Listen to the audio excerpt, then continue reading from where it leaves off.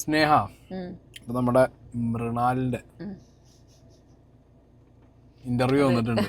Okay, ഇടയ്ക്കിടയ്ക്ക് മുമ്പ് മറ്റേത് ഇപ്പോഴും പറയുന്നുണ്ട് കേട്ടോ. കേരളത്തിലെ ഏറ്റവും കൂടുതൽ ബിരിയാണി വിറ്റ് പോകുന്ന ക്ലൗഡ് കിച്ചൺ ഞങ്ങളുടേതാണ്. ഇടയ്ക്കിടയ്ക്ക് പറയുന്നുണ്ട്. കുഴപ്പമൊന്നുമില്ല, കാരണം ബാക്കി ക്ലൗഡ് കിച്ചന്റെ ആളുകളൊന്നും വന്നിട്ട് ഇങ്ങനെ തള്ളാത്തത് കൊണ്ട് വലിയ വിഷയമൊന്നുമില്ല. പിന്നെ ബാക്കിയുള്ളവർക്ക് എന്താ ഈ ക്ലൗഡ് കിച്ചൺ എന്താ അറിയില്ല, കിച്ചൺ എന്താണെന്ന് അറിയണ്ടാവില്ല. അതാണെങ്കിലും മൂപ്പർക്ക് പൈസ എണ്ണ ആളെ വേണമെന്നൊക്കെ സത്യം പൈസ എണ്ണാനുള്ള മെഷീന്, പൈസ എണ്ണ ആളെ വേണമെന്ന് പറയുന്നുണ്ട്. അവിടെ ഇവിടെ നിർത്ത ആൾക്കാരെ ഒരു പുട്ടുകുറ്റി തോന്നുന്നുണ്ട്. രാവിലെ നീച്ച തള്ളു, സ്വയം ഒരു പുട്ടുകുറ്റിയായ മനുഷ്യൻ തള്ളോ തള്ളു. അല്ല ഇതെന്തറിയോ, രാവിലെ എനിക്ക് തോന്നുന്നു പുട്ടെന്ന് ഞാനെന്താ പിന്നെ ഒന്നും പറയാതിരിക്കുന്നത്, കുറച്ചു കാലം മുമ്പേ ഒരു വ്യക്തി രോഹിത് ആലപ്പി എന്ന് പറഞ്ഞ ഫേസ്ബുക്ക് ഐ ഡി ഉള്ളത് ഒരു പോസ്റ്റ് ഇട്ടുണ്ട്. പോസ്റ്റ് ഞാൻ സൈഡിൽ വെക്കാം. ഇന്നത്തെ പോസ്റ്റ് മൃണാൽ എന്ന സോകോൾഡ് ഇൻഫ്ലുവൻസറുടെ ശ്രദ്ധയിൽപ്പെട്ടതായി അറിയാൻ സാധിച്ചു. ഓക്കെ, അതിന് കാരണമായ പ്രിയ സുഹൃത്തുക്കളോട് ഞാൻ ഉറപ്പ് നൽകാം. ഹംഗ്രി മൃണാൽ എന്ന പേരിൽ മൃണാലിന്റെയും ഭാര്യ അഞ്ജനയുടെയും പേരിലുള്ള ഊഹു ഹോസ്പിറ്റാലിറ്റിയുടെ പിന്നിലെ മുഴുവൻ തട്ടിപ്പും ഞാൻ പുറത്തു കൊണ്ടുവരും. അത് ആഗ്രഹിക്കുന്ന എന്റെ പ്രിയ സുഹൃത്തുക്കളെ ഞാൻ നിരാശപ്പെടുത്തുകയില്ല. ഈ വ്യക്തി, ഞാൻ എന്താ അറിയോ, ഞാൻ പിന്നെ കൂടുതൽ, കാരണം ഞാൻ ഒരാളെ ഉപദ്രവിക്കാൻ അങ്ങനെ താല്പര്യമില്ലാത്തൊരു മനുഷ്യനാണ്. ഈ വ്യക്തി എനിക്ക് അന്ന് തന്നെ, ഈ പോസ്റ്റ് ഇട്ട വ്യക്തി, ഞാൻ ഇവിടെ വാട്സാപ്പിലെ സ്ക്രീൻഷോട്ട് വെക്കാം. ഇനി നിങ്ങൾ, ഞാൻ തള്ളാന്ന് പറയരുത്, ഞാൻ മൃണാലല്ല തള്ളാൻ. എനിക്ക് 28 ഡിസംബർ 2024 ഈ രോഹിത് കൃഷ്ണൻ എനിക്ക് എന്ത് ചെയ്തിട്ടുണ്ട്, വാട്സാപ്പിൽ മെസ്സേജ് അയച്ചിട്ട് ഈ സൈഡിൽ ഞാൻ വെച്ചിട്ടുണ്ട്. ഈ വ്യക്തി ഇതിൽ ഇൻവെസ്റ്റ് ചെയ്ത ഒരാളാണ്. ഇയാൾക്ക് കുറെ ക്വസ്റ്റ്യൻസ് ഉണ്ടായിരുന്നു. ക്ലാരിഫിക്കേഷൻ ഓൺ പ്രൊജക്ട് ഡീറ്റെയിൽസ് ആണ് ഇയാൾ ചോദിച്ചത്. ഞങ്ങൾക്ക് അവിടെ സൈഡിൽ വയ്ക്കുന്നുണ്ട്. ഇയാൾ കുറെ ക്വസ്റ്റ്യൻസ് ചോദിച്ചിട്ടുണ്ട്. Okay, detailed P&L statement, profit and loss statement, മനസ്സിലായോ? അത് കണ്ടൊരു വ്യക്തിയാണ് ഞാൻ. ഓക്കെ, അപ്പൊ പിന്നെ ഈ തള്ളൊക്കെ എനിക്കൊന്നും പറയാൻ താല്പര്യമില്ല. എനിക്ക് താല്പര്യമില്ല, ഞാനൊന്നും പറയുന്നില്ല. അല്ല, ഞാൻ എറിഞ്ഞൊന്നുമില്ല. ഞാൻ എന്താ പറയാ, ഞാൻ ഈ തള്ളു കാണുമ്പോഴേ മൃണാല് മനസ്സിലാക്കേണ്ട കാര്യം, ഒന്നും അറിയാത്ത ആൾക്കാരല്ല നിങ്ങളുടെ ചുറ്റുമുള്ള പൊട്ടന്മാരല്ല. നിങ്ങൾ മാത്രം ഒരു ബുദ്ധിമാനും ബാക്കി മണ്ടന്മാരും അല്ല. കുറച്ച് സംസാരം, കുറച്ച് നോട്ടൊക്കെ നോക്കി കഴിഞ്ഞാൽ എന്താണെങ്കിലും ഒരു ബിസിനസ് തുടങ്ങിയത് നല്ലപോലെ കൊണ്ടു നടക്കുക. ആൾക്കാരെ പുച്ഛിക്കാതെ, ആൾക്കാരെ അഹങ്കാരം പുറത്ത് അവർക്കെതിരെ കാണിക്കാതെ, ആൾക്കാരെന്തെങ്കിലും പറയുന്നുണ്ടെന്നുണ്ടെങ്കിൽ അത് ആക്സെപ്റ്റ് ചെയ്ത് അവരോട് നല്ല രീതിയിലൊക്കെ പോവുക. പിന്നെ വ്യൂവേഴ്സിനോടും, ഇതിന്നാണല്ലോ കുറെ കാലം അല്ലേ ഇതേ വ്ളോഗും കാര്യങ്ങളൊക്കെ ചെയ്തിട്ടാണ് മൃണാലായതും ഈ ബ്രാൻഡ് വളർന്നതും. കാണുന്ന വ്യൂവേഴ്സിനോട് കുറച്ചൊരു റെസ്പെക്ട് ഒക്കെ കൊടുക്കുക. ഓക്കെ, ഇല്ലെങ്കിൽ ഇപ്പൊ ഈ പറഞ്ഞ പോലെ ഞങ്ങൾക്കൊരു പ്രശ്നമില്ല അളിയാ, കാരണം ഞങ്ങൾക്കൊരു വിഷയമില്ല. കാരണം ഇതേപോലുള്ള കുറെ സാധനങ്ങൾ ഒക്കെ വരും. അപ്പൊ പിന്നെ പറഞ്ഞിട്ടൊന്നും കാര്യം ഉണ്ടാവില്ല. അപ്പൊ എന്താണെങ്കിലും അതൊരു സൈഡിലുണ്ട്. അപ്പൊ കുറെ ഒരു തള്ളു മനസ്സിലായല്ലോ. നമ്പർ 1 തള്ളവിടെ നിൽക്കട്ടെ. ഇനി അടുത്തത്, ഈ നമ്പർ 1 എങ്ങനെയാ ആവുന്നേ? നമ്പർ 1 ആവുന്നത് എങ്ങനെയാന്ന് വെച്ച് കഴിഞ്ഞാൽ റിവ്യൂ ആണ്. ഗൂഗിൾ റിവ്യൂവിന്റെ കുറെ റിവ്യൂ സൈഡിൽ വെക്കാം. ഓക്കെ, ഇതൊക്കെ ഒറ്റ സ്റ്റാർ ആട്ടോ. ഈ റിവ്യൂസ് ഒക്കെ ഒറ്റ സ്റ്റാർ ആണ്. അല്ല, ഇനിയിപ്പോ നോക്കിക്കോ, ഈ റിവ്യൂ ഇടിപ്പിക്കുന്ന രീതി ഉണ്ട്. അതാണ് ഏറ്റവും രസം. ഇവിടെ ലിങ്ക് ഒക്കെ അയച്ചു തന്നിട്ടുണ്ട്. ഓക്കെ, എന്നിട്ട് കോപ്പി പേസ്റ്റ് അടിച്ചാൽ മതി. മനസ്സിലായോ? ഇത് ഞാൻ പ്ലേ ചെയ്യാം. ഹായ്, ഞാൻ നിങ്ങൾക്കൊരു ലിങ്ക് ഷെയർ ചെയ്യുന്നതായിരിക്കും. അതിനൊപ്പം തന്നെ കുറച്ച് ഫോട്ടോസും വിത്ത് കീവേഡ്സും തരുന്നതായിരിക്കും. എന്നിട്ട് ഈ കീവേഡ്സും ഫോട്ടോസും നിങ്ങൾ ChatGPT അപ്ലോഡ് ചെയ്തിട്ട് അതിന് റിലേറ്റ് ചെയ്തിട്ടുള്ള റിവ്യൂസ് നിങ്ങൾ സെലക്ട് ചെയ്തതിന് ശേഷം ഞാൻ തന്ന ലിങ്കിൽ കയറിയിട്ട് ജസ്റ്റ് കോപ്പി പേസ്റ്റ് ചെയ്യുക. എന്നിട്ട് 5 സ്റ്റാർ റേറ്റിംഗ്സ് കൊടുക്കുക. അതിനുശേഷം അതിന് താഴെയുള്ള കുറച്ച് ക്വസ്റ്റ്യൻസ് നിങ്ങൾ റാൻഡമായിട്ട് ആൻസർ ചെയ്തതിനു ശേഷം അപ്ഡേറ്റ് ചെയ്തതിനു ശേഷം നിങ്ങൾ അതിന് സ്ക്രീൻഷോട്ട് എനിക്ക് ഷെയർ ചെയ്യാം. ഇത്രയുള്ളൂ നിങ്ങളുടെ വർക്ക്. ഇതിൽ ജസ്റ്റ് നിങ്ങൾ ഫോട്ടോസും പിന്നെ തന്നിരിക്കുന്ന ഡിസ്ക്രിപ്ഷൻ നിങ്ങൾ അതിൽ അപ്ലോഡ് ചെയ്താൽ മാത്രം മതി. ഡിസ്ക്രിപ്ഷൻ ജസ്റ്റ് കോപ്പി പേസ്റ്റ് ചെയ്യുക. അതുപോലെ തന്നെ 5 സ്റ്റാർ റേറ്റിംഗ് നടക്കുക. താഴെയുള്ള ക്വസ്റ്റൻസിന് ആൻസേഴ്സ് ചെയ്തിട്ട് അപ്ഡേറ്റ് ചെയ്യുക. ദെൻ ഗൂഗിളിൽ ലിസ്റ്റ് ആയതിൻ്റെ സ്ക്രീൻഷോട്ട് എനിക്ക് ഷെയർ ചെയ്യാം. നിങ്ങളുടെ QR കോഡ് സെൻഡ് ചെയ്യുക. ഗൂഗിളിൽ റിവ്യൂ ലിസ്റ്റ് ആയതിനു ശേഷം മാത്രമായിരിക്കും പേയ്മെന്റ് ട്രാൻസ്ഫർ ചെയ്യുക.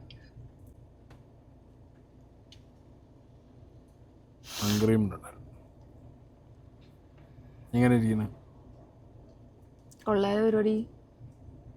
എങ്ങനെ പേയ്മെന്റ്? ദിവസക്കൂലിയാണോ, മണിക്കൂർ കൂലിയാണോ, അതോ ആഴ്ചക്കൂലിയാണോ, മാസക്കൂലിയാണോ, വർഷക്കൂലിയാണോ? ഇതൊക്കെ പല രീതിയിൽ ഇപ്പൊ സിനിമ ഇറങ്ങുന്ന സമയത്ത് പലരും ഈ എഴുത്ത് പെയ്ഡ് റിവ്യൂ, IMDb, അതായത് പല സാധനങ്ങളൊക്കെ അടിക്കാറുണ്ട്. ജെനുവിനായിട്ട് റിവ്യൂ പറയുന്നത് നമ്മളെ തലേക്ക്. പലപ്പോഴും ഓടി കയറാറുണ്ട്. നമ്മൾ ഒഴിവാക്കി, ഇപ്പൊ വന്ന വഴി മനസ്സിലായി എനിക്ക്. ഇതൊക്കെ ഞാൻ ഒഴിവാക്കി, ഇതൊന്നും ഞാൻ കണ്ടില്ലാന്ന് വെച്ചു. നമുക്ക് ഇതിലേക്കൊന്നും പോണ്ട, അതൊക്കെ പോവാം. നമ്മൾ ഇതിലേക്കൊന്നും പോകണ്ട. ഇൻഡെപ്ത് ആയി പോയി കഴിഞ്ഞാൽ കുറെ കാര്യങ്ങൾ എനിക്ക് പറയാനുണ്ട്. ഓക്കെ, എന്നോട് പലരും ചോദിച്ചിട്ടുണ്ടായിരുന്നു, സായിബ്രോ എന്താണ് ഈ മൃണ. എനിക്ക് ഒന്നാമത് പ്രശ്നം എന്ന് പറഞ്ഞു കഴിഞ്ഞാൽ, ഒരു മനുഷ്യന് ഇത്രത്തോളം ബാക്കിയുള്ളവരെ പുച്ഛിക്കാനും അഹങ്കരിക്കുകയും ആ സ്കീം എനിക്ക് പറ്റാത്തോണ്ടായിരുന്നു ഞാൻ വന്നത്. എനിക്ക് പറയാനാണെങ്കിൽ ഞാൻ ഇപ്പൊ ഇതെന്തിനാ തുറന്നു ഇങ്ങനത്തെ കാര്യങ്ങളൊക്കെ വെച്ചെന്നുണ്ടെങ്കിൽ ഞാൻ കാണിച്ചു തന്നില്ല നിങ്ങൾക്ക്. എനിക്ക് കഴിഞ്ഞ കൊല്ലം ഡിസംബറിൽ തന്നെ കുറെ കാര്യങ്ങൾ കിട്ടിയിട്ടുണ്ട്. എനിക്ക് ഇപ്പോഴും കിട്ടുന്നുണ്ട്. ഞാൻ അതിനൊന്നും ഇപ്പൊ ഈ കുറച്ച് മണിക്കൂറുകൾക്ക് മുന്നേ വരെ കിട്ടും നമ്മളൊക്കെ. പക്ഷെ അതൊന്നും ഒരാളുടെ ബിസിനസ്സിലേക്ക് ഇടപെടാൻ താല്പര്യമില്ല. ഓക്കെ, അൺടിൽ അതിലൊക്കെ ചെയ്തവരും ഇൻവെസ്റ്റ് ചെയ്തവരും അവരും ബാക്കിയുള്ളവരൊക്കെ ആണെന്നുണ്ടെങ്കിൽ അവർ ചെയ്തിട്ട് പോട്ടെ. അത് നമ്മളിലേക്ക് നിങ്ങൾ ചെയ്തേ പറ്റൂ എന്നൊക്കെ പറഞ്ഞ് നമ്മളോട് പറയുകയാണെങ്കിൽ അപ്പൊ നമുക്ക് നോക്കാമെന്നല്ലാതെ അതിന് താല്പര്യമില്ല. ഞാനിപ്പോ പ്രധാനമായിട്ട് നോക്കുന്നത് എന്താന്ന് വെച്ച് കഴിഞ്ഞാൽ, ഇന്റർവ്യൂ ഭയങ്കര രസമുണ്ട്.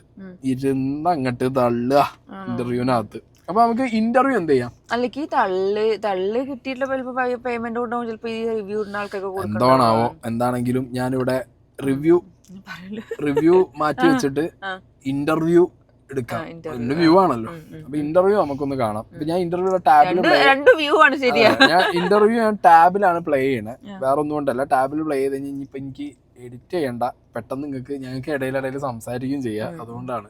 ഓക്കെ, ഞങ്ങൾക്ക് എന്താ പറയാ, ഫുഡ് അവിടെ വെയിറ്റിംഗ് ആയതുകൊണ്ട് ആണുള്ളത് ഇപ്പൊ. ഓക്കെ, നമ്മള് പ്രതീക്ഷിച്ചതിനേക്കാളും ഭീകര സക്സസ് ആണ് ഈ റെസ്റ്റോറന്റ്. ഭയങ്കര സക്സസ് ആണ്. ഇവിടുത്തെ പ്രശ്നം, ഇവിടെ വരുന്ന മുഴുവൻ ആൾക്കാരെയും തൃപ്തിയാക്കാൻ നമുക്ക് സാധിക്കുന്നില്ല എന്നുള്ളതാണ്. അത്രയധികം ആൾക്കാരാണ്. എന്നിട്ട് ചുറ്റും ഒരാളെയും കാണുന്നില്ലല്ലോ. ആളില്ലാത്ത സമയം നോക്കി ഷൂട്ട് ചെയ്താണോ അതോ ആള് വരാത്തതാണോ? ഇത്രയും സക്സസ്ഫുൾ റെസ്റ്റോറന്റ് ഞാൻ കണ്ടിട്ടില്ല. ഒരാളും ഒരു ഹോട്ടൽ നടക്കുന്ന ആൾക്കാരോട് പോയി ചോദിക്കണം എങ്ങനെയുണ്ട് ഹോട്ടല്, കുഴപ്പമില്ലാതെ പോകുന്നേ പറയുള്ളൂ. ചില വിശ്വാസികൾ പറയും ഈശ്വരന്റെ അനുഗ്രഹം കൊണ്ട് മറ്റേ എന്താ പറയാ, പലരും പറയും. ഇതങ്ങോട്ട് ഇരുന്നിട്ട് പൈസ എണ്ണ ആളെ വേണം, 10 റെസ്റ്റോറന്റ് അവിടെ തുടങ്ങണം. ഇതിപ്പോ എന്റെ ഒരു അറിവില് 7 CR ഒക്കെയാണ് ഇവരുടെ ഒരു പ്രോജക്റ്റിന് ആവശ്യമായിട്ടുള്ളത്. അതിൽ തന്നെ ഒരു 30% ഇങ്ങനെ ഷെയർ സ്വെറ്റ് ഇക്വിറ്റി ആണെന്നാണ് എന്റെ ഒരു അറിവ്. ഓക്കെ, അറിവ് എന്നല്ല, എനിക്ക് അറിയുന്ന കാര്യങ്ങൾ, എനിക്ക് നമ്മള് കണ്ട കാര്യങ്ങളൊക്കെ, അപ്പൊ കണ്ടതും കേട്ടതുമായിട്ടുള്ള പല കാര്യങ്ങളും. അപ്പൊ ബാക്കി ആളുകൾ ഷെയർ ഇട്ട പൈസയാണ്. അപ്പൊ ഈ ആശാന്റെ തള്ളിന്റെ മുകളിലാണ് ഇവർ വിശ്വസിച്ചിട്ട് ഈ സാധനങ്ങൾ ഇടുന്നതും അതിന്റെ മുകളിലാണ് ഇത് ഓടുന്നതും. ഓടണം അല്ല, ഞാൻ പറഞ്ഞത് ഓടണം. കാരണം കൺസെപ്റ്റ് നല്ലതാണ്, മോശം നീ എവിടെയും പറയുന്നില്ല. കൺസെപ്റ്റ് നല്ല കൺസെപ്റ്റാണ്. ഓക്കെ, ആ കൺസെപ്റ്റിൽ ഇപ്പൊ ഞാൻ പറഞ്ഞല്ലോ, ഒരു 20 രൂപ 30 രൂപ ഉള്ള ഒരാൾക്ക് പോയി കഴിക്കാം. ചിലപ്പോ പൈസ അത്രയും കയ്യിലുള്ള ആൾക്കാർക്ക്, ഉപ്പുമാവൊക്കെ വാങ്ങുന്ന ആൾക്കാരുടെ ഗതിയോട് ആലോചിച്ചു. വല്ല കടുകൊക്കെ ഓരോ കടുകിന് വല്ല 10 രൂപ 5 രൂപ മേടിച്ച് എന്താ ചെയ്യുക? അത് വിട്, കൺസെപ്റ്റ് നല്ലതാണ്. ഈ എല്ലാത്തിനും ഇരുന്ന് പുച്ഛിക്കല്ലേ. കൺസെപ്റ്റ് നല്ലൊരു കൺസെപ്റ്റാണ്, മനസ്സിലായോ? അല്ല, ഞാൻ പറയാം, കാര്യം കൺസെപ്റ്റ് നല്ലൊരു കൺസെപ്റ്റ് അല്ലേ പറയണ്ടേ. കൺസെപ്റ്റ് നല്ല കൺസെപ്റ്റാ. കാരണം ഒരു 20 രൂപയോ 30 രൂപയ്ക്കോ ഇപ്പൊ നമ്മൾ ബാംഗ്ലൂരിലുള്ള സമയത്ത് ഇന്ദിരാഗാന്ധി ക്യാൻറ്റീൻ ആ സെറ്റപ്പ് കണ്ടല്ലോ. 2 രൂപ 5 രൂപയ്ക്കൊക്കെ ഓട്ടോയിൽ പോകുന്ന ആളുകൾക്കും ബസ്സിലെ ഡ്രൈവേഴ്സിനും ക്യാബ് ഡ്രൈവേഴ്സിനും ഒക്കെ ഫുഡ് കിട്ടാൻ വേണ്ടിയിട്ട് സാധാരണക്കാർക്ക് കിട്ടുക. അല്ലെങ്കിൽ അവിടെ അത്രയൊക്കെ തന്നെ ഉള്ളൂ കേട്ടോ. ഈ ബാംഗ്ലൂരൊക്കെ സ്ട്രീറ്റിലൊക്കെ ഫുഡിന് ഈ പറഞ്ഞ 10, 5, 15, 20 ഒക്കെ തന്നെ ഉള്ളൂ. നമ്മളെവിടെയാണ് ഒരു വെജിറ്റേറിയൻ ഹോട്ടലിലൊക്കെ കയറി കഴിഞ്ഞാൽ രാവിലത്തെ ഭക്ഷണത്തിനൊക്കെ നല്ല 6 പൈസ കൊടുക്കേണ്ടത്. അപ്പം ഇത് കൺസെപ്റ്റ് ഓക്കെയാണ്, പക്ഷെ തള്ളാണ് സഹിക്കാൻ പറ്റാത്തത്. ക്വാളിറ്റീൻ്റെ തള്ളും ക്വാണ്ടിറ്റീൻ്റെ തള്ളൊക്കെയാണ് നമുക്ക് സഹിക്കാൻ പറ്റുള്ളൂ. ബാക്കി കാണാം. അതായത് മുന്നേ ഒരു റെസ്റ്റോറന്റിൽ നിങ്ങളെ പോയപ്പോ പറഞ്ഞത് ടോക്കൺ ആദ്യം കൊടുക്കണം, ടോക്കൺ ആദ്യം വാങ്ങണം, കാശ് ആദ്യം കൊടുക്കണം, എന്നാലേ ഭക്ഷണം ഇങ്ങനെ കിട്ടിയ രീതിക്ക് ഇവർക്ക് പൈസക്ക് ആർത്തിയാണ് എന്ന് പറഞ്ഞിട്ടൊരു സാധനം പറഞ്ഞു. അല്ല, ഇത് ഏത് റെസ്റ്റോറന്റ് ആണെന്ന് എനിക്ക് ഓർമ്മയില്ല. ഇന്നലെ ആക്ച്വലി എന്റെ ഏറ്റവും ഫേവറേറ്റ് മനുഷ്യന്മാരിൽ ഒരാളാണ്. ഇയാളോട് എന്താ ചോദിച്ചേ? അവിടുത്തെ പ്രശ്നമല്ലേ എന്തായാലും ആ വീഡിയോന്റെ പ്രശ്നം. യുദ്ധത്തിന്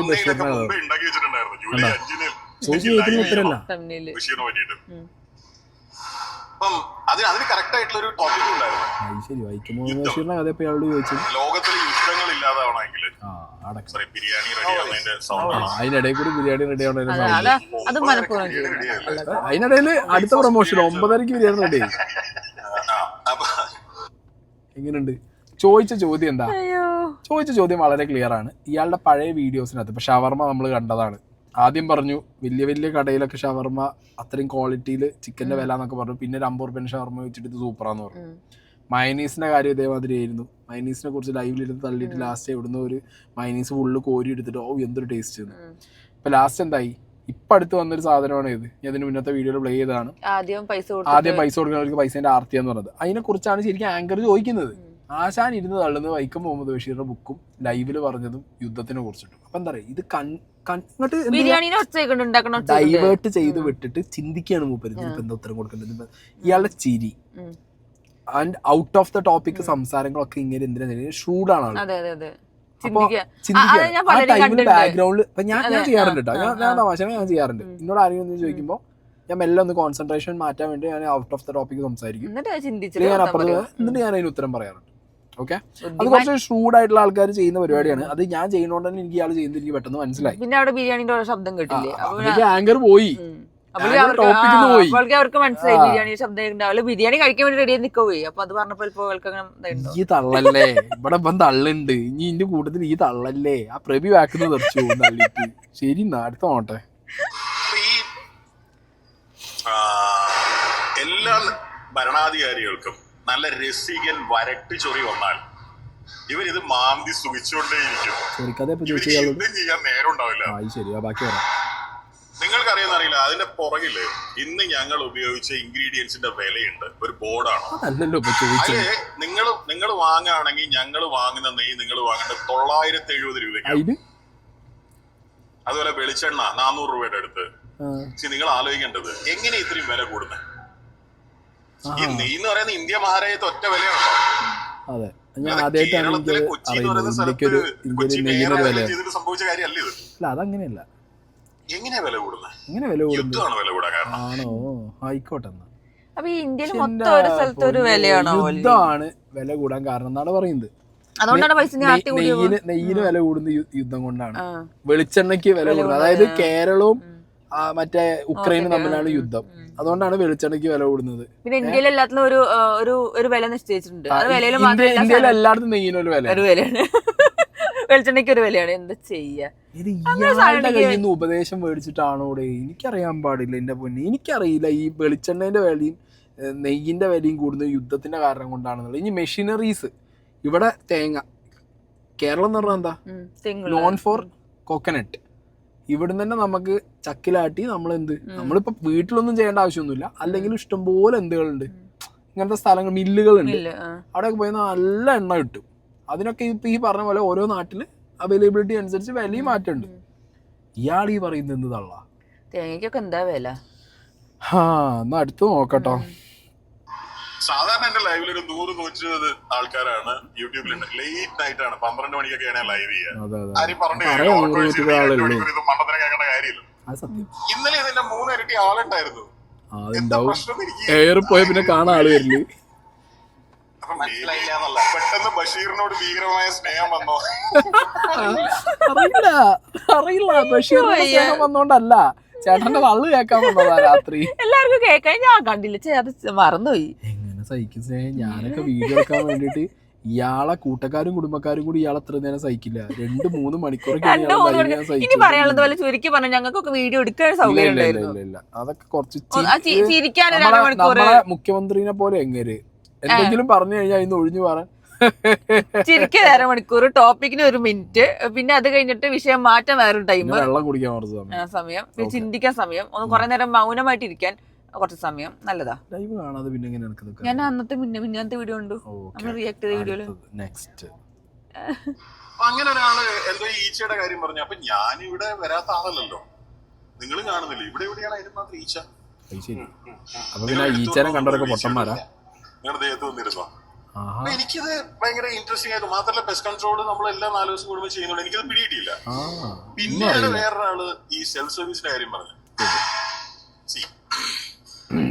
ആലോചിക്കട്ടോ, ഇത് ഏത് റെസ്റ്റോറന്റ് ആണ് നിങ്ങൾക്ക് ഓർമ്മയുണ്ടോ? തമിഴ്നാട്ടിലെ എവിടെയാണ് തോന്നുന്നത്. നിങ്ങൾക്ക് പേര് ഓർമ്മയുണ്ടോ? എനിക്കും ഓർമ്മയില്ല.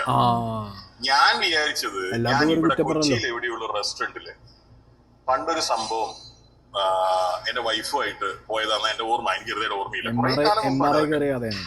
അന്ന് അവിടെ സെർവ് ചെയ്യാൻ ആളുണ്ട്, പക്ഷെ അയാൾ പറയുന്നു പണം ആദ്യം കൊടുക്കണം. അത് ഓക്വേർഡ് അല്ലേ? എന്തോ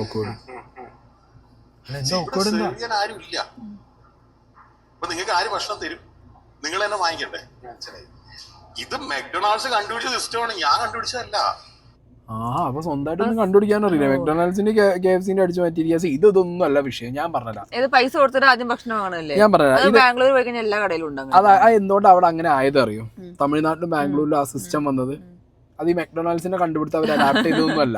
അവിടുത്തെ വിഷയം എന്ന് പറഞ്ഞാൽ അവിടെ നമ്മളെക്കാൾ കൂടുതൽ ഉടായ്പുള്ള ആളുകൾ, ഇപ്പൊ നമ്മൾ ഉടായ്പാണ്, നമ്മളെക്കാൾ ഉടായ്പ ആളുകൾ നൈസായിട്ട് വന്ന് തിന്നിട്ട് പൈസ കൊടുക്കാതെ സ്കിപ്പാവും. മനസ്സിലായി? അല്ലെങ്കിൽ ഓർഡർ ചെയ്യുന്നതിൽ അവർക്ക് ഒരു കണക്ക് കിട്ടില്ല. കാരണം രാവിലെ നമ്മളെ പോലെ ഒന്നല്ല, അവിടെ ഭയങ്കര ബിസിയാണ്.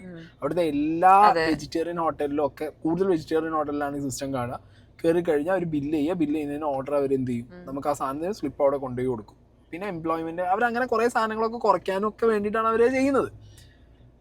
അല്ലാതെ ഇവർ ഈ ഒരാൾ വന്നിട്ട് അയാളെ കൊണ്ട് അത് ചെയ്യാൻ പറ്റാത്തത് കൊണ്ടോ, അല്ലെങ്കിൽ അത് അങ്ങനെ ഒരു സിറ്റുവേഷൻ വന്നപ്പോൾ ഇയാൾ പറഞ്ഞത് അതല്ലല്ലോ.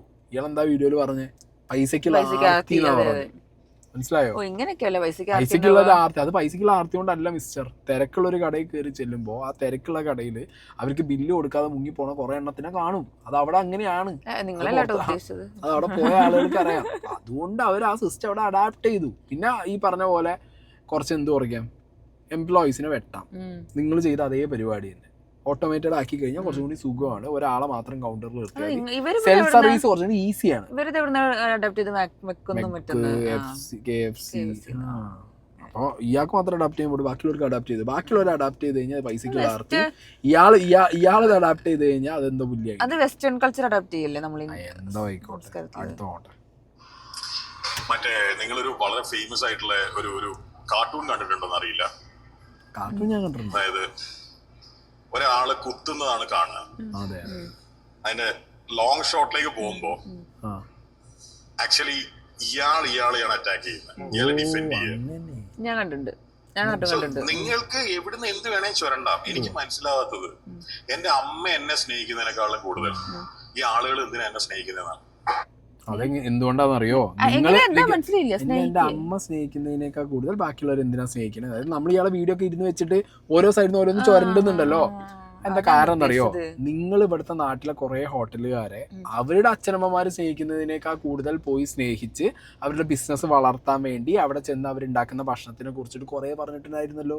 അപ്പൊ നിങ്ങൾ നാട്ടുകാർക്ക് സ്നേഹം വെതറി നടന്നപ്പോ ഇപ്പൊ നാട്ടുകാർ നിങ്ങൾ തിരിച്ച് സ്നേഹിക്കുന്നു. കടക്കാർക്ക് സ്നേഹം കൊടുത്തോണ്ടാണ് അല്ലാതെ കാണുന്നില്ല. പിന്നെ കാർട്ടൂണിന്റെ അർത്ഥം അതല്ല, ചൊരണ്ടിന്റെ കാര്യമല്ല കാർട്ടൂണിലുള്ളത്. നമ്മുടെ ഓരോരുത്തരുടെ പെർസ്പെക്റ്റീവിനനുസരിച്ചുള്ള വ്യത്യാസമാണ് പറയുന്നതിൽ. ആ പെർസ്പെക്റ്റീവിന്റെ അനുസരിച്ചുള്ള വ്യത്യാസം എന്നുള്ളത് മനസ്സിലാക്കാനുള്ള ഒരു അതെ. ആ കാർട്ടൂണിന്റെ അർത്ഥം ആദ്യം ഒരു കോമൺ സെൻസിലാക്കുന്ന മനസ്സിലാവും എന്തായാലും. അത് അങ്ങനത്തെ ആ കാർട്ടൂണല്ല. ഒരു കത്തി കുത്തിയതോ അല്ലെങ്കിൽ ഒരു നിഴലോ എന്താ കാണിക്കുമ്പോൾ നമ്മുടെ ഓരോരുത്തരുടെ പെർസ്പെക്റ്റീവിനെ കുറിച്ച് അതിന് പറയുന്നത്. അതിനുള്ള ബോധം പോലും ഇല്ലേ അതെന്താന്നുള്ളത്? അടുത്ത് നോക്കാം. ഈ ഇങ്ങനെ എന്തെങ്കിലും സംഭവിക്കുന്ന വിചാരിച്ചിട്ടല്ല നിങ്ങൾ ഒരു ഇന്റർവ്യൂ ചെയ്യണമെന്ന് പറഞ്ഞാലേ. ഇന്നത്തെ ദിവസവും നമ്മൾ ഇതായതുകൊണ്ട് തെരഞ്ഞെടുത്തൊന്നും. ഈ സമയം ഈ റെസ്റ്റോറന്റിൽ ആരും ഇല്ലാതിരിക്കുന്നുള്ളതുകൊണ്ടാണ് ഈ സമയത്ത് ഇന്നത്തെ ദിവസം നമ്മൾ ഇവിടെ ഇരിക്കുന്നത്. അതുകൊണ്ടാണ് കേട്ടോ. ഇതൊന്നും നമ്മൾ പ്ലാൻ ചെയ്തതല്ല.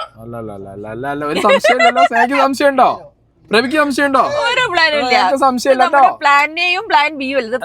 ഞങ്ങൾക്ക് സംശയമില്ല. ഞങ്ങൾക്ക് ഒരു സംശയമില്ല. ഞങ്ങൾക്ക് സംശയമില്ല. അടുത്തത് എന്റെ 1000 ചില്ലറ വീഡിയോസ് ആയിക്കോട്ടെ ഒരു ലൈബ്രറി പോലെ എടുത്തിട്ട് അത് മുഴുവൻ കണ്ട് പഠിച്ചു ഇത് ചെയ്യണമെങ്കിൽ ഞാൻ ആരാ? ഇപ്പൊ പിണറായി വിജയനേക്കാളും വലിയ ആളോ? ആക്ച്വലി ഓവറാവല്ലേ? എനിക്ക് തോന്നുന്നില്ല ആൾക്കാർ പോലും എനിക്ക് വേണ്ടി ഇത്രയും സമയം ചെലവാക്കും. അതായത് ഇത് സമയം ചെലവാക്കുന്നതല്ല. ആക്ച്വലി നിങ്ങൾ പറഞ്ഞ കാര്യം, ഇപ്പം ഞാനാണെങ്കിലും നിങ്ങളാണെങ്കിലും നമ്മൾ പറഞ്ഞ കാര്യങ്ങളിൽ വ്യത്യാസം ഉണ്ടെങ്കിൽ നമ്മുടെ വ്യൂവേഴ്സ് കണ്ടുപിടിക്കും. കാരണം നമ്മളെ വ്യൂവേഴ്സ് നമ്മളോട് അത്രയും അഡിക്റ്റഡ് ആണ്. അപ്പം അങ്ങനെ ആവുമ്പോൾ നമ്മൾ പറഞ്ഞ കാര്യങ്ങളുടെ വേരിയേഷൻസ് അവർക്ക് പെട്ടെന്ന് മനസ്സിലാവും. നമുക്ക് പെട്ടെന്ന് അത് മനസ്സിലാവില്ല. എന്താണ് നമ്മളിപ്പോൾ ഒരു കാര്യത്തെ പറഞ്ഞ ഒരു സ്റ്റേറ്റ്മെന്റും വേറൊരു സമയത്ത് പറയുന്ന സ്റ്റേറ്റ്മെന്റും ചിലപ്പോൾ എൻറ്റയർലി ഡിഫറെന്റ് ആയിരിക്കും. പഴയത് നീ പണ്ട് അങ്ങനെയല്ലല്ലോ പറഞ്ഞു ഇങ്ങനെയല്ലോ പറഞ്ഞു. അതാണ് ആ സമയത്ത് നമ്മൾ മറന്നു പോയി അല്ലെങ്കിൽ അത് ഈ നമ്മുടെ കറക്റ്റ് ഓഡിയൻസ് മനസ്സിലാവും പഴയ കാര്യങ്ങൾ വെച്ചാൽ ഇതല്ലല്ലോ എന്നുള്ളത്. അല്ലാതെ പ്രത്യേകിച്ച് ഫുഡ് ബ്ലോഗ് എന്റെ വീഡിയോനൊക്കെ കൂടുതൽ ഫുഡ് ബ്ലോഗ് ആകുമ്പോൾ എല്ലാവരും കാണും. അതിന് വ്യൂ ഡ്യൂറേഷൻ കൂടുതലാണ്. കാരണം അത് മാത്രമല്ല, മൃണാല് ഫുഡ് കഴിക്കുന്നത് കാണാൻ ഭയങ്കര രസമാണ്. എൻജോയ് ചെയ്ത് കഴിക്കുന്ന ഒരു മനുഷ്യൻ. ആ കണ്ണൊക്കെ പുറത്ത് വരുന്നുണ്ടല്ലോ കഴിച്ചിട്ട് ഇങ്ങനെ. അപ്പൊ നല്ല എടി അത്രത്തോളം ഞാനൊക്കെ പണ്ട് ഇയാളെ വീഡിയോ കണ്ടിരുന്ന മനുഷ്യനാ. കാരണം ഇയാള് കണ്ടില്ല, ഇയാളിങ്ങനെ ഭക്ഷണം വായിൽ വെച്ചിട്ട് അയാളിങ്ങനെ നോക്കിയിട്ട് നല്ല അയാളെ മുഖഭാവത്തിൽ നിന്ന് തന്നെ ടേസ്റ്റ് ഉള്ള വീഡിയോ ഞാൻ ടേസ്റ്റ് ഒന്നും പറഞ്ഞാൽ കേട്ടിട്ടില്ല. ഞാൻ കേട്ടിട്ടുണ്ട്. ഈ അതുകൊണ്ട് ഇയാളെ തളർത്താൻ വേണ്ടി ഇറങ്ങിയിരിക്കുകയാണ് ഇവിടെ ഇരിക്കുന്നത്. ഞാൻ ഒരു കാര്യം പറയും, ഈ കണ്ടില്ല എന്ന് പറഞ്ഞിട്ടുണ്ടായിരുന്നു. ഞാൻ മിന്നാതെ കണ്ട വീഡിയോയിൽ മാത്രം കണ്ടു കുറെ സാധനം. ഞാൻ കണ്ട വീഡിയോയിലൊക്കെ അങ്ങനെ പറഞ്ഞു കേട്ടോ. ഞാൻ പണ്ട് മുതലേ കാണലുണ്ട്. ജിത്തുബായി ഞാനൊക്കെ പണ്ട് മുതലേ കാണുന്ന ഒരാളാണ്. വർഷങ്ങളായിട്ട് ശരിക്കും ഞാൻ കണ്ടിട്ടില്ല, സത്യം കണ്ടിട്ടില്ല. പിന്നെ എനിക്ക് പറയാൻ അർഹതല്ല. ഞാൻ 2 ദിവസം മുന്നത്തെ കൊറേ കാലം മുന്നേ മുതൽ കണ്ടിട്ടില്ലല്ലോ പറഞ്ഞത്. ഇപ്പൊ അടുത്തുള്ളതൊക്കെ കണ്ടിട്ടുണ്ട്. ഈ റെസ്റ്റോറന്റ് ആണ് തൃപ്പൂണിത്തുറ. അതറിയാം. ഞാൻ വീഡിയോ കളേഴ്സ് ഇങ്ങനെ ഇത് മറ്റേ ചേച്ചി ചോറ് കഴിക്കാൻ പോയി. ചോറിന് ചൂടില്ല, ഒപ്പള സൈഡിലെ ഡിഷിന് ചൂടില്ല എന്ന് പറഞ്ഞ ആ സീനാണ്. ഇവിടുത്തെ ഫുഡ് എല്ലാം സ്റ്റോർ ചെയ്യുന്ന മേരിയിലാണ്. മെയിൻ മേരി, അതാണ് ആ സാധനത്തിന്റെ പേര്. അത് ചൂടാക്കാൻ വെക്കുന്ന ഒന്നുമില്ല. മേരി ആൻഡ് കരമേ, അതാണ് നെപ്പോളിയൻ ബൊണോപ്പാർട്ടിന്റെ പേസ്ട്രി ഷെഫ്. അല്ല, ഈ നെപ്പോളിയൻ എന്തിനാ ഇതിനകത്തേക്ക് വന്നേ? നെപ്പോളിയൻ മെയിൻ മേരി എന്ന് പറയുന്നത് വളരെ സിമ്പിൾ ആയിട്ടുള്ള ഒരു ടെക്നോളജിയാണ്. അതെ, അത് ഒരു സ്റ്റീലിന്റെ വലിയൊരു തടാകം പോലെ ഹോട്ടലില് ഭക്ഷണം ചൂടാക്കുന്ന സാധനം കണ്ടിട്ടുണ്ട്, വെള്ളത്തിലിറക്കി വെച്ചിട്ട്. ടെക്നിക്കൽ നല്ലൊരു ഇൻഫർമേഷൻ ആണ്. ഇപ്പോഴാണ് മനസ്സിലായത് മെയിൻ മേരി പേര്. എന്തായാലും പറ്റൂല, കാരണം ഒടുക്കത്തെ ചൂടായിരിക്കും, ബോയിൽ ചെയ്ത് പോകും. ഒരു 65 ഡിഗ്രിയുടെ താഴെയാണ് ബാക്ടീരിയ വളരുക എന്നാണ് പറയുക. ഈ 6 to 65 എന്ന് പറയും. അതായത് 6ന്റെ താഴെ പോണം, 65ന്റെ മേലെ പോണം. അപ്പൊ 65ന്റെ മേലെയാണ് ഈ വെള്ളത്തിന് ചൂട് വെക്കുക. അതിന് ഇവിടെ തെർമോമീറ്ററും കാര്യങ്ങളും അത് എല്ലായിടത്തും ഉണ്ട്. ഇത് കോമൺ ആയിട്ടുള്ള ഒരു സംഭവമാണ്. ഞാൻ ഇതിനകത്തേക്ക് ട്രെയിലാണ്, അതായത് ഫുഡ് ട്രെയിലാണ് ഇത് ഇറക്കി വെക്കുക. അപ്പൊ ബിരിയാണി ചെമ്പ് അങ്ങനെ വെക്കാൻ പറ്റാത്തതുകൊണ്ട്, കാരണം ബിരിയാണി ചെമ്പ് ഇറക്കി വെക്കാൻ പറ്റുന്ന ബേൻമേരി എന്ന് പറയുമ്പോൾ ഭീകരമായിരിക്കും, വലുതായിരിക്കും. നമ്മൾ അതിനൊരു സെപ്പറേറ്റ് ബേൻമേരി ഒരു കിച്ചൺ എക്യുപ്മെന്റ് മാനുഫാക്ചർ ആയിട്ട് സംസാരിച്ചുണ്ടാക്കി. അയാളത് വേറെ റെസ്റ്റോറൻറ്റ്സുകൾക്കും കൊടുത്തിട്ടുണ്ട്. അങ്ങനെയാണ് ഇവിടെ ഫുഡ് കീപ്പ് ചെയ്യുന്നത്. അപ്പൊ എന്തുകൊണ്ട് ചൂടുണ്ടായില്ല എന്നുള്ളതിന് ഒറ്റ ഉത്തരേ ഉണ്ടാവാൻ സാധ്യത. അത് വിളമ്പി വെച്ചിട്ട് ആ കസ്റ്റമറുടെ കയ്യിലെത്താൻ സമയം എടുത്തിട്ടുണ്ടോ? എന്നാലും ഒരു മിനിമൽ ഉണ്ടാവില്ലേ? ഇല്ല എന്നാണ് പറയുന്നത്. നല്ല ചൂടുള്ള സമയത്തോ മറ്റോ ആണെങ്കിൽ ആ ഒരു റേഞ്ചിലേക്ക് അത് വന്നു കഴിഞ്ഞാൽ ചൂടില്ലായ്മ ഫീൽ ചെയ്യും. പണ്ടത്തെ സയൻസ് ഭാഷ ഇത് റൂം ടെമ്പറേച്ചറിലാണ്. ഈ ടെമ്പറേച്ചറിൽ ഫുഡ് കിട്ടിയാല് നമുക്ക് ചൂട് ഫീൽ ചെയ്യില്ല. അതെന്താ? പ്രത്യേകിച്ച് നല്ല ഭക്ഷണം കഴിച്ച് ശീലിച്ചവരാകുമ്പോ, നല്ല ഭക്ഷണം കഴിച്ച് ശീലിച്ചവർക്കാണ് ഈ പ്രശ്നങ്ങൾ ഉണ്ടാവുക. എന്ത് കിട്ടിയാലും കഴിക്കുന്നവർക്ക് ചൂടില്ലേലും പ്രശ്നമില്ല, എന്തായാലും പ്രശ്നമില്ല. അവര് വെള്ളം പോലെ ഇരിക്കുന്ന ഐസ്ക്രീം കഴിക്കും. നല്ല ഭക്ഷണം കഴിച്ച് ശീലിച്ചവരായിരിക്കണം അവര്. അതുകൊണ്ട് തന്നെ ആ ഒരു 35 ഡിഗ്രിയുടെ താഴേക്ക്, അല്ലെങ്കിൽ വേനൽക്കാലത്താണ് ഇത് സംഭവിച്ചിട്ടുണ്ടായിരുന്നെങ്കിൽ, കഴിഞ്ഞ ഒരു 3-4 ദിവസം ഉള്ളിലാണ് അവർ ആ വീഡിയോ ഇട്ടത്. എനിവേ വേനൽക്കാലത്താണെങ്കിൽ പോയിരുന്നു പുറത്ത്. മഴക്കാലത്ത് നമ്മുടെ ടെമ്പറേച്ചർ അത്യാവശ്യം AC ഓണായി വരുന്നേ ഉള്ളൂ. നമ്മൾ രണ്ടുപേരും വേർക്കുന്നുണ്ട്, അത് ലൈറ്റ്. എനിവേ അപ്പോ നല്ല ചൂടുണ്ട്. അപ്പൊ ആ ഒരു 35 ഡിഗ്രിയുടെ ലെവലിലേക്ക് അത് കുറഞ്ഞിട്ടുണ്ടെങ്കിൽ ഈ 65 35 ആയാൽ മതി. AC അല്ലേ, 23 ഉള്ളത്. 65 35 ആവാൻ മണിക്കൂറുകളൊന്നും പുറത്തു വെക്കണ്ട. അവിടെ ഇരുന്നിട്ട് ഇത്രയും സയൻസും പറഞ്ഞ് ലാസ്റ്റ് പറഞ്ഞത് കേട്ടോ, നമ്മളൊക്കെ വേർക്കുന്നുണ്ടല്ലോ, AC ഓണായി വരുന്നുള്ളൂ. അതേ AC-നോടുള്ള ചേച്ചി പോയിരുന്നപ്പോ തണുത്തു എന്നാണ് മൂപ്പര് പറയുന്നത്.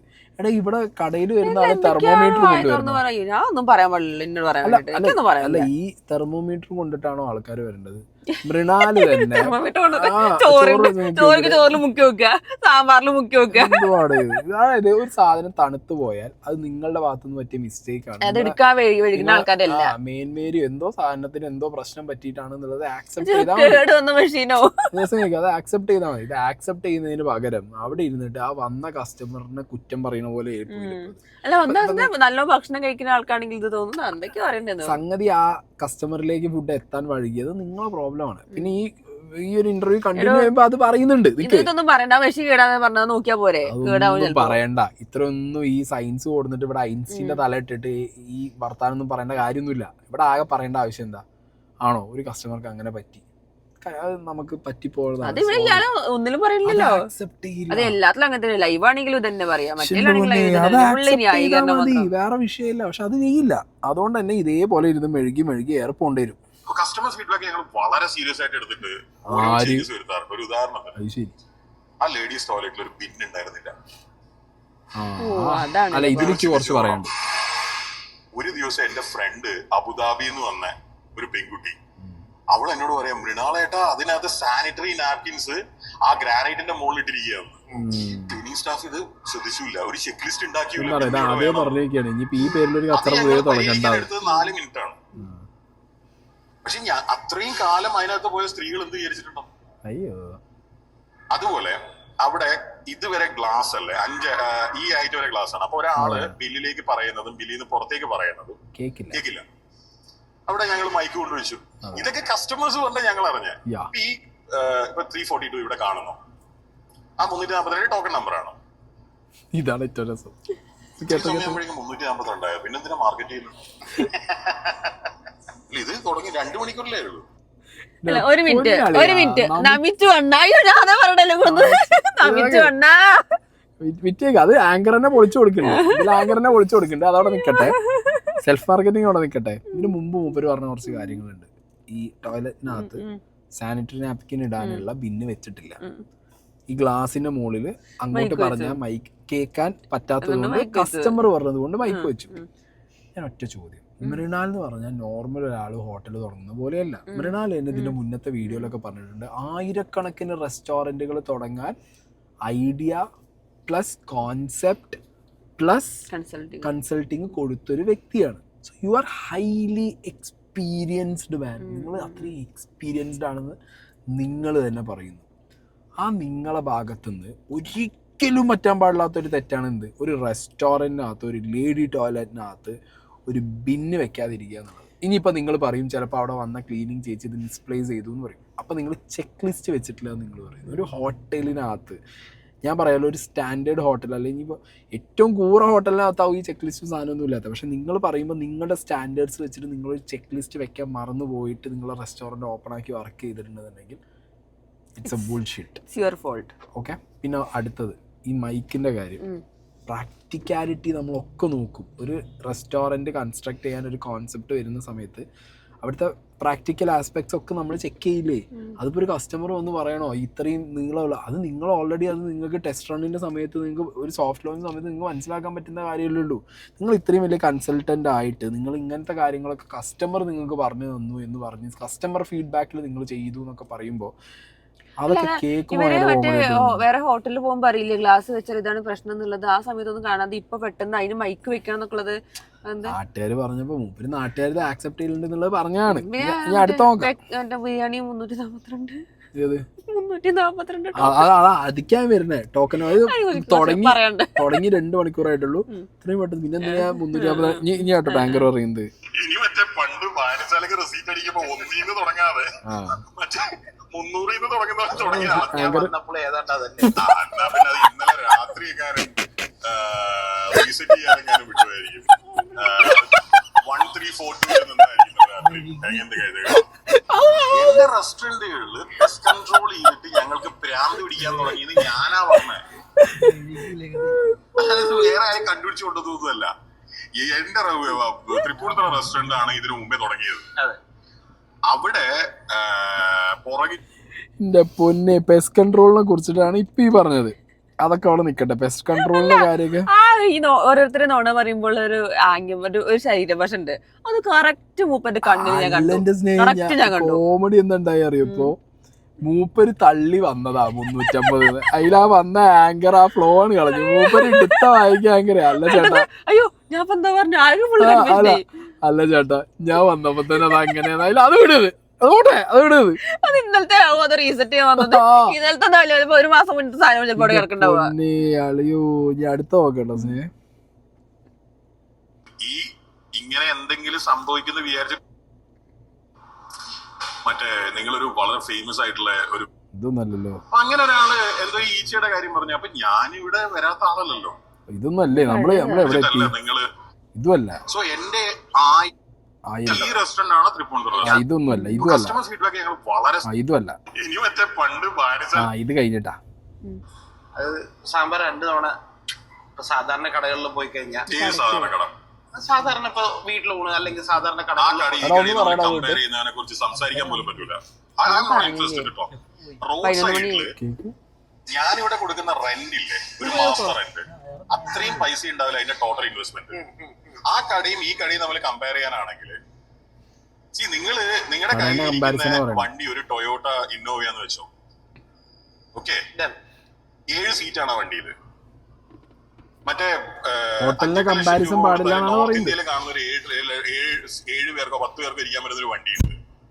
നിങ്ങൾ ആ വണ്ടീനെ ഈ വണ്ടിയും തമ്മിൽ കമ്പയർ ചെയ്യുകയാണെങ്കിൽ ടൊയോട്ട പൂട്ടേണ്ടി വരും.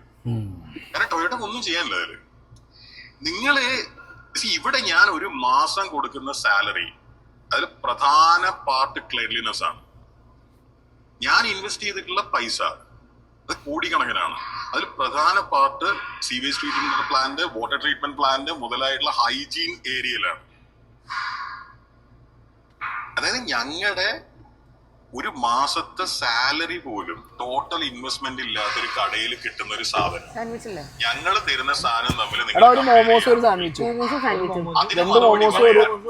ഒരു സെക്കൻഡ് പോലും ഞാൻ ചെലവാക്കില്ല. ഓക്കെ, അപ്പൊ ഇതാണ്, സോറി ഞങ്ങൾ ഇതിന്റെ ഫുഡ് ഒന്ന് ഓർഡർ ചെയ്തതാണ്. അപ്പൊ സംഗതി ഇയാള് പറയുന്ന കമ്പാരിസനെ കുറിച്ച് ഞാൻ അവിടെ കുറെ സ്ക്രീൻഷോട്ട് വെക്കാം.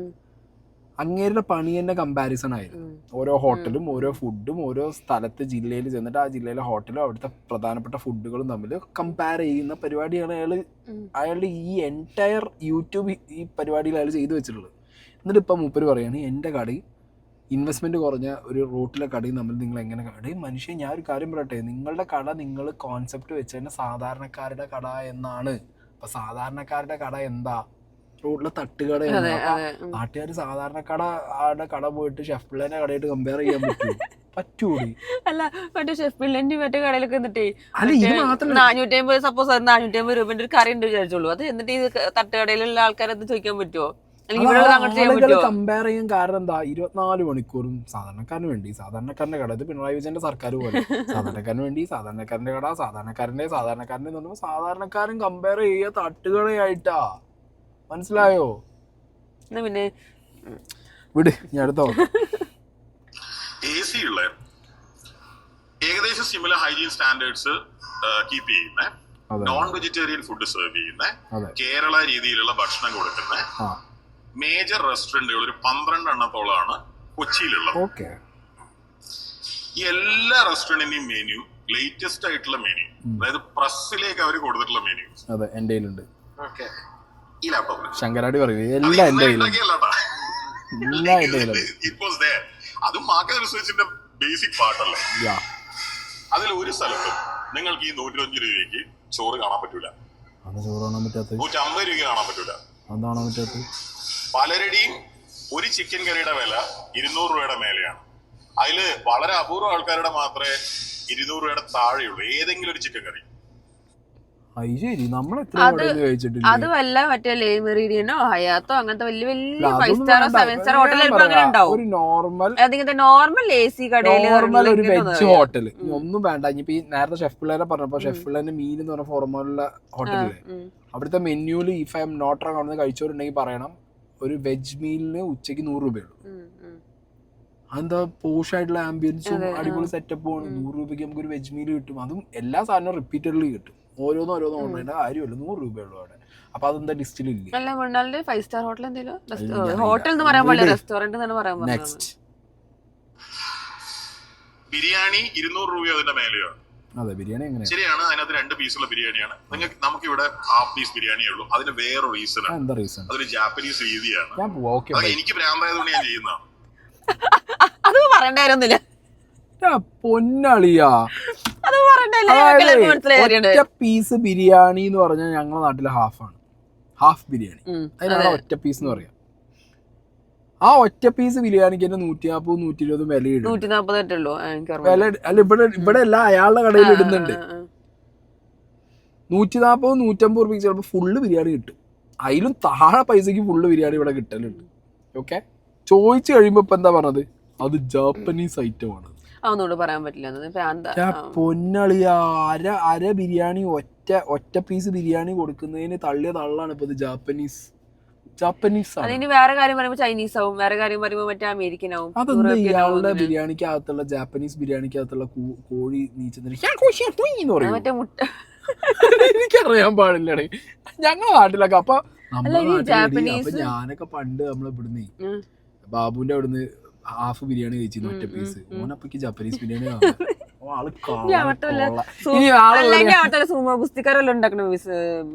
ഞാനേ ചളിയാണ്.